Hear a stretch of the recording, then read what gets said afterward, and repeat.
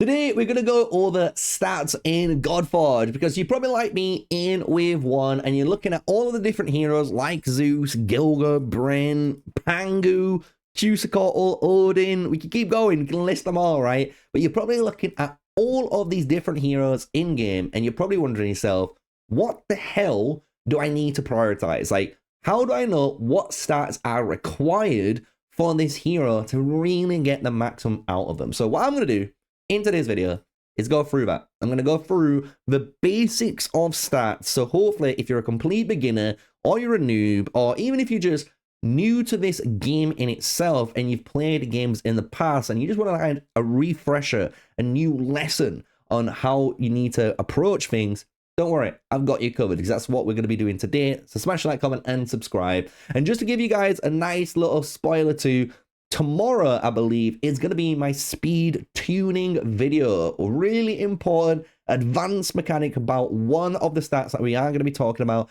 in today's video, and plenty of actual hero spotlight videos coming on the way so you guys can actually see and understand a little bit of what these heroes currently do in alpha and what could be potentially being changed in beta when they arrive. So with that, let's dive into today's video. And the first thing is, let's go over all of the basic types of stats that you have, which is going to be HP, attack, defense, speed, initiative, critical percent, critical damage, resistance, and accuracy. And as you can imagine, each hero does kind of rely on what I would consider one main stat and sometimes 2 or 3 of the substats in game. And what I consider the main stats are a HP, attack, and defense. And this is because when you look at any of the heroes in game, such as Slayers, such as Defenders, even Brawlers, if we can find a good old Brawler for you guys to keep this train rolling, there we go. If we look at Invokers and Disruptors, all of these heroes typically want one of the main stats to either deal their damage, and then they kind of want a second or third substat to really push them over the edge, right? So to show this off, if we go into the actual gear again, we can see the HP is increasing your health. So this is meaning if you've got 20,000 health, I can technically take 20 attacks of 1,000 damage without healing. It's that simple, right? Attack is all about the damage you inflict on enemies. So the more attack that you have, the more damage that you inflict. Defense is supposed to be reducing incoming damage inflicted by enemies. So again, this is reducing the amount of damage you deal. But then you've got speed, which is determining the turn order. So the higher speed that you have, you will go first. So a quick example, I've got 152 speed here on Zeus. My Quetzalcoatl has 186. So as you've guessed it, Quetzalcoatl will go first, Zeus will go second. And if we click on this guy, Gilga, he's got 102. So he would technically go third in turn order. And the thing is, speed affects everyone. So your team and the enemy's team speed all gets placed on the left side of combat. So it is important to have your team have higher speed than your enemies, so you can do all of your actions first and potentially just blow them up and kill them in one combo, right? Initiative is a really cool one. Initiative is desired by a few heroes in game because this is going to increase the amount of divinity generated by your hero, which is going to give them their ultimate faster. And if you want to kind of cycle through ultimates as fast as possible, or you actually need one ultimate there as quick as you can because it's a game-changing ultimate for one of the waves, initiative is going to be the way you go. And certain heroes do want to take advantage of this, and I will showcase that in a moment. Critical percent and critical damage work hand in hand together. This is the way you can multiply your damage in one way, because critical percent multiplies your damage by the critical damage stat. So if you have 100% critical chance, no matter what, your attack will always land a critical attack, and that attack will then multiply basically by whatever this critical damage stat is. So this is kind of how the crit works. However, there is a second way you can actually increase the amount of damage you deal, which is very sneakily in accuracy, which I love, though, as my name, right? Accuracy obviously increases the chance you to land a disable or a debuff in this game. And don't worry, I am going to be making a debuff and disable guide, so keep an eye on that in the future. But it also increases your chance to strong hit. And I think a strong hit increases your damage by, I think, 10 or 15%. Someone, maybe Simon watching the video, will comment down below and be like, Sneaky, you should know this. It's this amount. And I do apologize. But a strong hit does do more damage than a normal hit. And what's really cool about this, as a little tip and trick here for you guys, you can get a strong hit and you can critical hit at the same time. So you can have a critical strong hit, and that is the maximum amount of damage threshold that your hero can technically do if you're able to land both, and that is through your accuracy stat alone.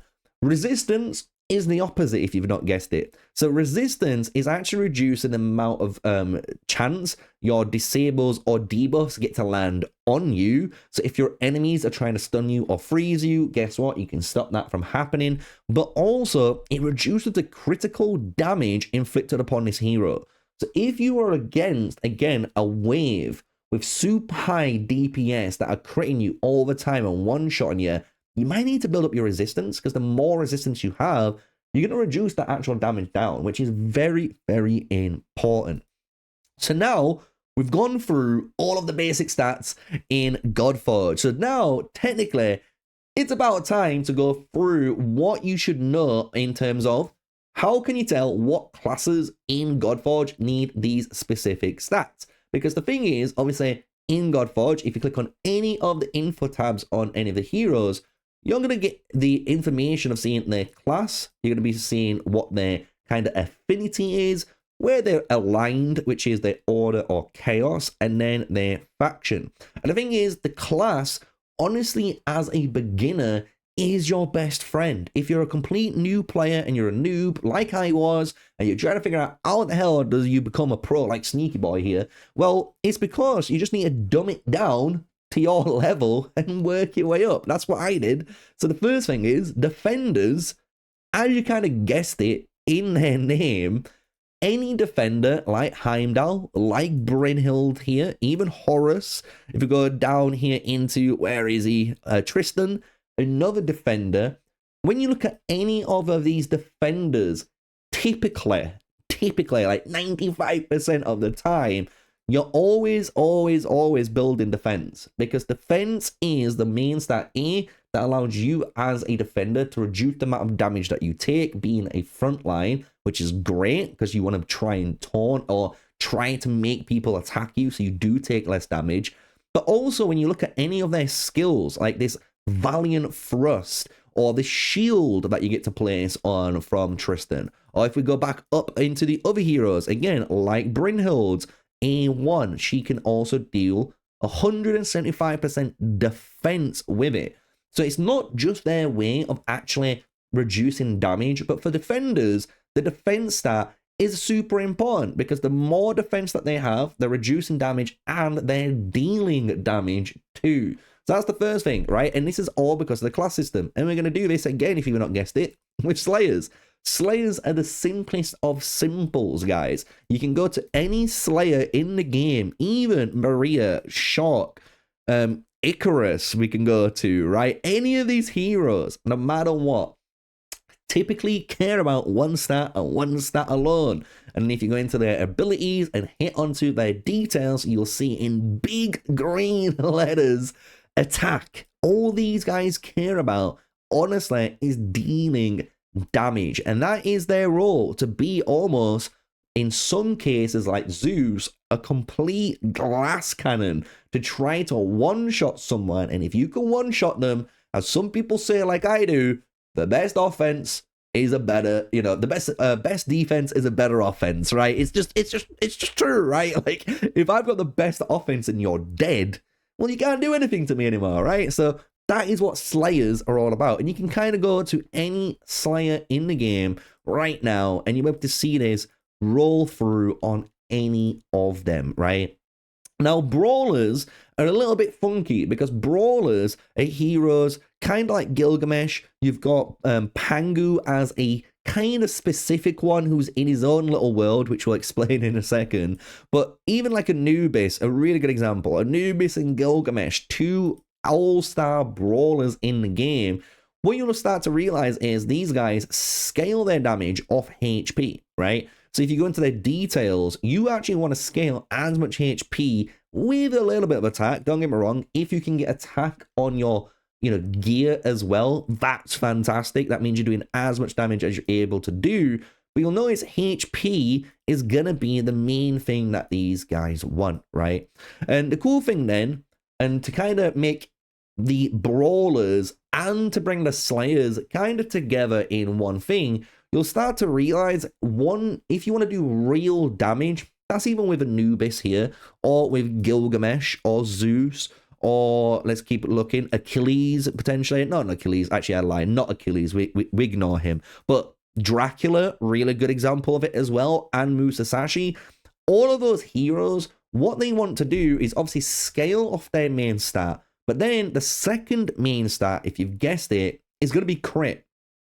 If you can get a brawler to have basically like 85 to 100% critical chance, and they've got insanely high HP, when your brawler or your slayer, like my Zeus here, with 100% critical chance here, goes to attack someone, they're going to deal absurd amount of damage. So that's where you can get both of these guys kind of in hand, and you can kind of roll with that, right? So let's move on to the last two classes as a nice little baseline so you can kind of see what these guys want to do, and then we'll move on, because disruptors are kind of funky. So disruptors are the guys that are trying to obviously disrupt the flow of battle. They're trying to create a tempo swing in your favor by either doing some sort of crowd control effect. So what you can kind of see here with my boy Odin is the fact that his core ability, his A2, attacks all enemies 3 times, and this scales off attack, which is fantastic.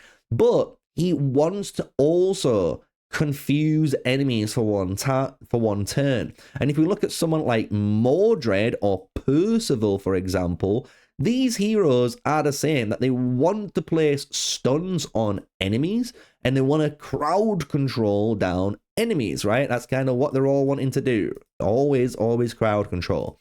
So for these heroes, for disruptors, if you've not guessed it, their main stat that they actually focus on the most, even like Scary as a really another example of it, just to put her on screen, you want accuracy, right? You want accuracy in order for them to work, because if they do their ability like Mordred's core ability and you don't confuse anyone, you might as well have just deleted that hero, or you might as well have just taken 3 heroes in. Let's be honest, because he hasn't done what he's needed to do. So going for super high accuracy is actually the first thing you want to do on a disruptor. Then you've got 2 things to choose from. You can go for speed to obviously make them go in turn quicker. And then depending on the type of disruptor that you're on, Skadi as well as Odin both kind of do this.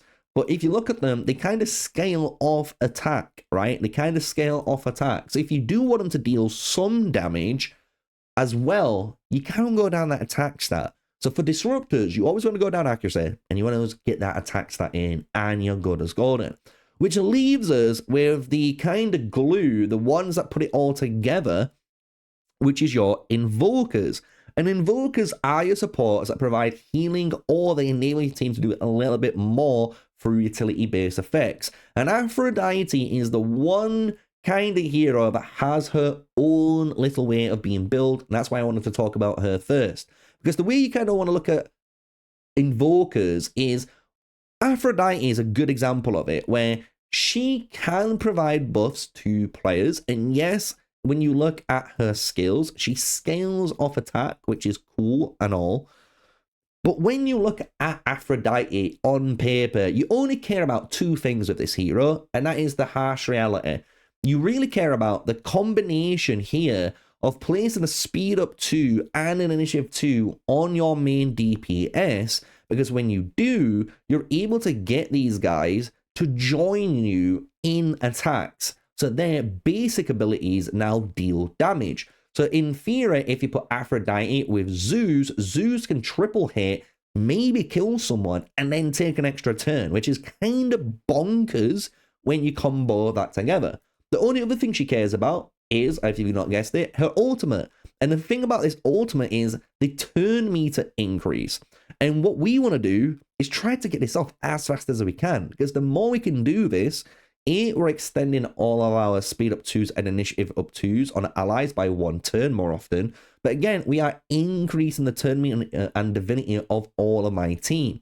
So when you look at someone like Aphrodite as an invoker, and there will be other heroes like this that really care about their ultimate ability, these invokers really care about initiative, and being able to keep firing off their ultimate is going to be key. You're going to be wanting some HP on them so they can survive through the fights no matter what. And obviously having some great speed is definitely key in order to get certain heroes like Aphrodite to combo off with their initiative, obviously, on their teams.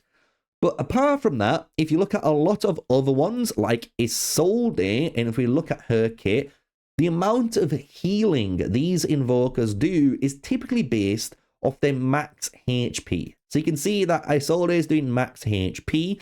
If we go over to Quetzalcoatl and we go to Quetzalcoatl's hit, we attack one enemy and we heal all allies. And the thing is, we heal all allies at 10% of your maximum HP.